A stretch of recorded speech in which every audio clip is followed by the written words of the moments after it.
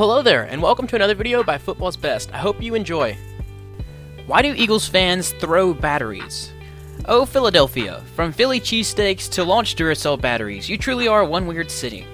This story is more centered around the professional sports fans of Philadelphia rather than the Eagles.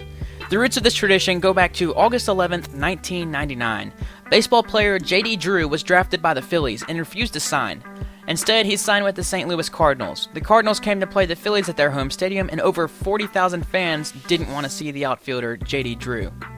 To nobody's surprise, Drew was there and in the outfield. Fans began to boo him for the entirety of the game, until one fan threw a Duracell battery at him. Others were soon to follow. While this event was mostly remembered for the battery throwing, it was not the only item to be thrown at Drew. Fans threw anything they had, including bottles and other trash. Eventually, the umpire had to announce if the throwing continues, then the Phillies would have to forfeit the game. Since Philadelphia was already down, fans didn't seem to care, so more booing and throwing of trash and batteries was to follow, and soon enough, they forfeit.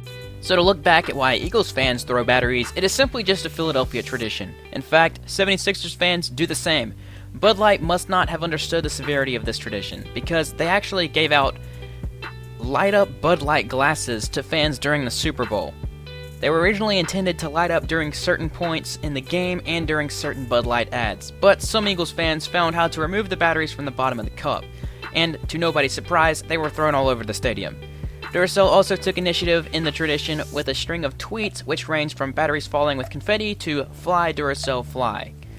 Throwing batteries is not the only weird tradition amongst the Eagles. In December of 1968, the Eagles had a home game. The night before, it snowed over a foot of snow, so of course the turnout was slim. At halftime, there was going to be a Christmas pageant, and, well, no Santa showed up due to the foot of snow on the ground.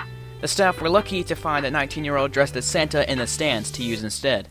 He was told to walk up and down the stands and wave at everyone. When his time came, instead of cheers, he was greeted with booing and snowballs. The Eagles had already had a terrible season, and they were not getting the first-round pick. Nobody wanted to see Santa, so the tradition of booing Santa was born. That about wraps up the video. If you enjoyed, please consider subscribing and drop a like if you want. Other than that, I hope to catch you in the next one.